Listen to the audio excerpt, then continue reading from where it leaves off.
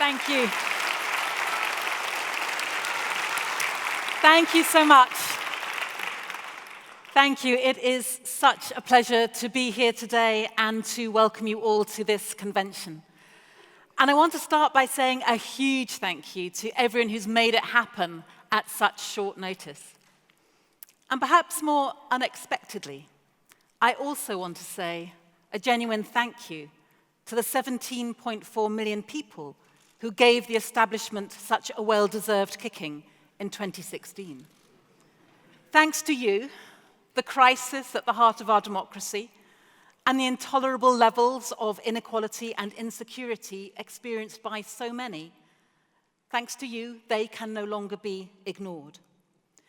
The place that we've been brought to by the outcome of the referendum is difficult, it's dangerous, and it's divisive. But we mustn't let that obscure the truth or distort our analysis. Many people took the question that they were being asked to mean, should the country go on being run in the way that it is? And they voted no with a collective howl of rage. And that response was justified then, and it is justified now. For some, it might have been mixed up with fear, even bigotry, and an impossible longing for the past. But friends, there was and is a core message at the heart of the Brexit vote. And that's that the status quo in this country is intolerable for huge numbers of people. That the social contract is broken and that the game is rigged. It is right and it is reasonable to be furious. The questions we must ask going forward have to start with that acknowledgement. They have to start with a powerful commitment, not even to try to go back to the way things were. There has to be something better, better than both the inequality and the powerlessness we've been grappling with for decades and that still haven't been resolved. That's a democratic failure as well as an economic one. So throughout today, I want us to address three key questions. First, how do we address the very real grievances that led so many to vote for Brexit in the first place? Those living in communities with proud histories, but which have been hollowed out by deindustrialization and decades of neglect, compounded in recent years by an ideologically driven assault on public services in the name of austerity. Second, how do we make staying and fighting for the Europe we want a pathway to change, to a society that isn't just less grim than the one we're living in now, but that is genuinely fair, green, and fulfilling? How do we inspire people with a vision of the way membership of the EU can make a positive and a practical difference to their lives? And how do we ensure that Project Hope overcomes Project Fear? And thirdly, how do we renew our democracy? How do we genuinely take control, shift the framework entirely, so that people can have power not just for one vote, but forever, so that our country can unite around a new settlement that gains popular consent across the Brexit divide? So today is about changing the conversation about Brexit. It's about moving forward, humbly, positively, and with hope. It's about putting young people who will be most affected by Brexit at the heart of all we're doing. Change is coming, one way or another. So let's think anew and act anew and shape it together. And let's start, as I say, with some honesty about the real causes of Brexit. Because telling the truth is what sets us apart from the populists, the political insiders who dress up as rebels and use Europe to distract from their own failures. People were, and they are, angry for many reasons. For many, there is a genuine sense that any change is better than the status quo, that they have nothing left to lose. Now, the tragedy, of course, is that they do and likely will, particularly those least equipped to cope. Concerns about access to housing, to jobs, to the NHS are real and they have to be addressed. So too do concerns about migration. Changing the conversation around Brexit means telling the truth about free movement and the opportunities it's given to individuals and to our country. It was not just a political failure, but a moral failure that saw the Remain campaign hide away from talking about migration in 2016, preferring instead to bandy about economic threats rather than engage in a serious debate on this pressing issue. It also means making sure that those opportunities of free movement are genuinely available to all, when for vast swathes of our country today, they're not even imaginable. But we must also be very honest. I've heard some Remainers say, we should renegotiate free movement. We should ask the EU for an exemption if we're to remain. Now, that's simply not going to happen, and it would be an utterly perverse thing to be demanding as well. Because we know that migration has been a good thing for Britain. The point is that its benefits have not been equally shared. And big changes to our communities can be frightening, especially when they're happening fast. So we can't shy away from those concerns, and we must think anew and act anew by hearing very carefully when they're also caught up with something else, fueled by anger at being neglected and ignored, at the failure of successive governments to deliver jobs and offer opportunities. A future for communities, any kind of future, let alone a better one. Now, the tragedy is, of course, that Brexit would actually make it harder to address all of those concerns, not least because, as we know, under every single Brexit scenario, there will be less money available to repair and rebuild the social fabric that has been so viciously torn apart. Friends, Britain has become a place of grotesque inequalities, not just between classes, but geographically between regions, especially between north and south, and between thriving cities and failing towns within the same region. Last year, the Commission on Social Mobility identified the 30 worst cold spots for social mobility, and every single one of them voted to leave. And I don't think that's a coincidence. Income levels in London have risen by a third since the financial crash, but fallen by 14% in Yorkshire and Humberside. And nor is growing inequality on its own the full story of the economic injustice that people experience. It's accompanied by acute insecurity. A huge rise in debt, a loss of long-term prospects affects everyone. People in all classes feel helpless. And that's why the slogan, "Take Back Control," had such resonance. It promised agency in a system in which the rich and powerful, who clearly do have agency, were telling us that the market ruled and that there was nothing anyone could do. Now, the lie at the heart of the Leave campaign was that this downward spiral could be reversed by leaving the EU. We don't need to leave the EU. We need to think anew. We urgently need a new social contract, better jobs, high-quality public services, investment in the green economy, people of all backgrounds and communities treated with respect and given the opportunity and the power to thrive. It's not enough to assert that EU migrants bring a net economic benefit to this country, which is true, and they do. But that benefit has to be felt in those areas that experience the greatest changes, with those communities themselves coming together to decide how to invest the money that is brought in. And to reverse the cycles of decline that blight so many parts of Britain, let's make sure we transform the future with funding that delivers real opportunities and lasting hope. So my second point was about inspiring people with a positive vision of how the EU can change our lives. And if those living in once proud communities that have been gutted often feel they have very little to lose, we need to give them something to gain from remaining inside the EU. Likewise, the well-off in non-metropolitan areas, we all need a reason to think anew, to choose to stay and fight.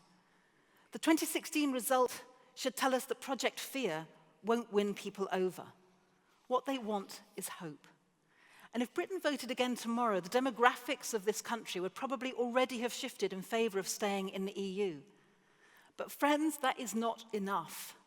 This isn't just about winning at the ballot box. It's about winning a different kind of future. And to do that, we urgently need to learn the lessons of the past. The mistakes of the Remain campaign mustn't be repeated. Mistakes that meant that the campaign was seen primarily as defending the status quo with the political elite pulling the strings. A campaign that utterly failed to inspire any kind of connection with or love for the EU. To present that as something worth defending, and yes, staying and changing as well. To stand any chance of winning a people's vote, we have to abandon all association with a kind of vapid centrism that has failed to deliver for so many people and would fail again. We have to think and to act anew. We need to start using the ideas and the language now that will set the tone for a very different kind of referendum campaign. One that's hopeful and energetic, that's radical and inclusive, one that we can all feel part of, and that appeals to our hearts as well as to our heads. One that builds on the amazing work of groups like Another Europe is Possible, Our Future, Our Say, For Our Future's Sake, and the nearly 200 local groups supporting a people's vote. That shows people, and young people in particular, that there is genuinely a diversity of voices championing our continued membership of the EU. Now, I really welcome the central role that the Convention is giving to young people today. Let's make sure we listen to those voices and that they're part of owning the way forward. And we need a referendum campaign that compellingly sets out what kind of EU we want. An EU of the people, an EU of solidarity, one that not only guarantees existing social and environmental standards, but enhances and expands them as well. A vision that galvanizes people to stay and fight, not to walk away.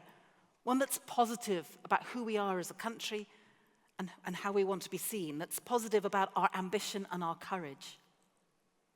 It was those values that helped create the European Union, that helped us emerge from the rubble and the destruction of the Second World War into peace with our neighbors ever since. Now, that was a miracle that few would have dreamed possible when the bombs were raining down. The EU is the greatest international venture for peace, prosperity, and freedom in history.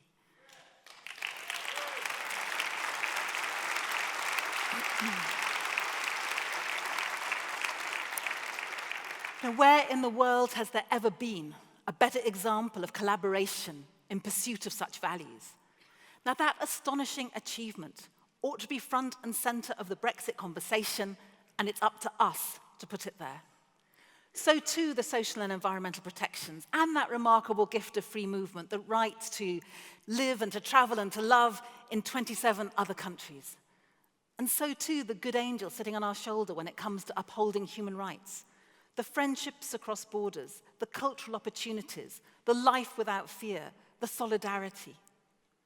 Friends, to have reduced all that to an argument about the cost of a trolley load of shopping was a tragedy.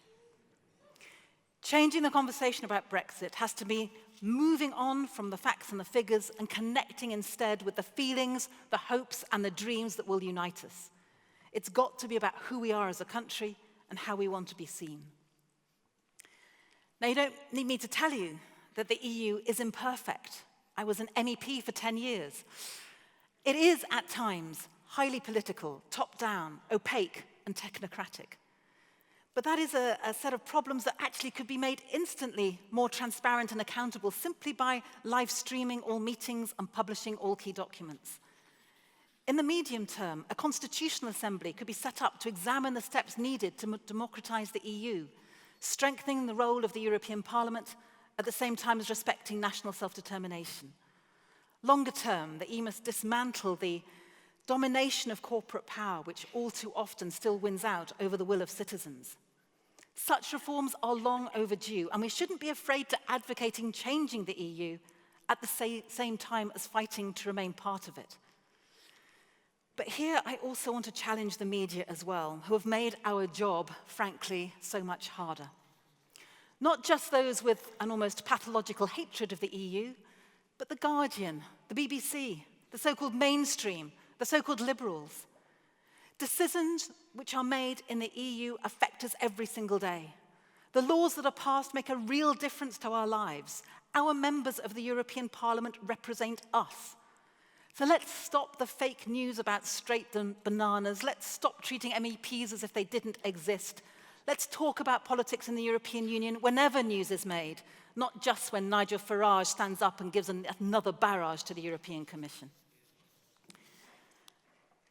So transforming the EU into a beacon for democracy brings me to my third and final point: the serious democratic deficit in our own country. Brexit has laid bare the extent to which our governance structures are derelict. When citizens were deprived of a credible representative power that clearly belongs to and is accountable to them, it led to anger with the most remote authority of all. The EU was blamed for all the UK's structural elitism and held responsible as the source of all powerlessness. Yet Brexit shows no sign of giving us back control or changing the way we're ruled. A people's vote should be the starting gun on the race to genuinely democratise the UK, looking anew at the way in which Britain is governed, not just by the EU, but crucially by Westminster as well. We are one of the most centralised countries in Europe, with disproportionate powers held at Westminster and far too little in our regions and local authorities. Powers need to go back to the regions of the UK where people have a better chance of influencing it. And if the English want it, then to England too. You know, the DUP sectarian interests in Ireland are a world away from the interests in Northern Ireland or modern Britain. The evolving views from Wales have been treated by this government with contempt. And it is inconceivable that Remain voting Scotland should be forced out of the EU against its wishes. Years of failure to engage with the need for overall constitutional reform has left us with an incoherent patchwork of piecemeal change. So if we're to think and act anew, we must open up to new forms of power and politics, better distributed, more diverse, more strongly integrated, more modern. Parliamentary sovereignty needs to be better rooted in the people. And one of the best ways to take back control is to rid ourselves of a winner-takes-all politics, an outdated electoral system that systematically shuts people out.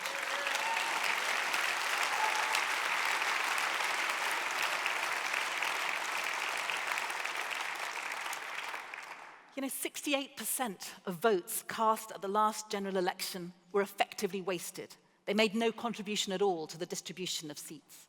No democratic renewal is complete without proportional representation. And let's seriously explore as well ideas like Parliament moving out of London to a city like Leeds or Manchester or Sheffield, with a chance to rebalance our economy as well as our politics. The Palace of Westminster, Gothic, rat-infested, and crumbling into the Thames, is a powerful symbol of political decay. If we mean what we say about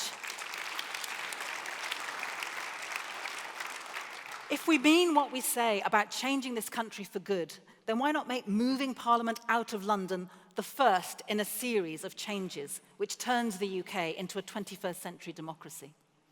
Let's learn from the inspiring way in which citizens' assemblies have been used in Ireland, for example, to facilitate informed debate on contentious topics and build deep consensus and understanding.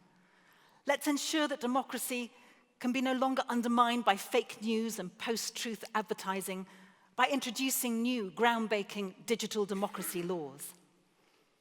You know, friends, although the Prime Minister would have us believe otherwise, we have a wealth of choices facing us right now.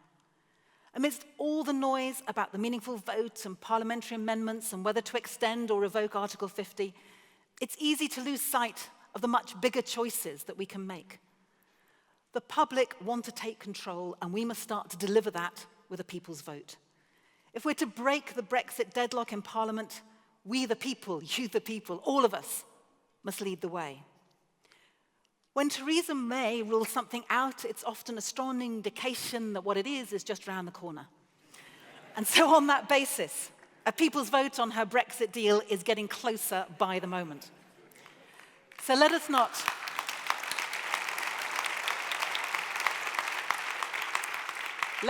squander that moment. Let us look ahead and build on the radical rejection of the status quo that was represented by the referendum outcome. A people's vote must look and feel and reflect our wonderful country, diverse and raw and plural and noisy. And above all, it must be run by and for the people. We're told that Brexit is the will of the people, but it's important to ask which people. Over 70% of voters aged 18 to 24 voted for Britain to remain, as did 62% of 25 to 34-year-olds. No wonder it's been called an unforgivable act of intergenerational theft. So I say again, young people must play a leading role in the way forward, not least because they will live the longest with the consequences. Redistributing power more fairly and equally must both be one of our objectives and integral to the way we operate ourselves. It means politicians like me must spend an awful lot more time listening rather than talking. And that's why I've pledged to actively seek out Leave voters and listen to their views and identify what unites us rather than what divides us. And today I'd like to call on you as well to think anew and act anew by doing the same. Friends, in conclusion, I simply want to say that never in my lifetime has our future felt more uncertain. But when people come together and reach for a bigger future, we've shown we can change the course of history. We do that when we act with honesty, with humility, and with courage. When we look for and believe in the good in others, in our shared hopes and dreams. So I'd like to close by sharing some of Seamus Heaney's words from the walls of the General Post Office in Belfast, scene of the bloody 1916 Easter Rising. And he has written, "History says don't hope on this side of the grave, but that once in a lifetime, the longed-for tidal wave of justice can rise up and hope and history rhyme." I believe, friends, that this is one such moment, that another vote is possible, and that together we can make big change happen. Thank you.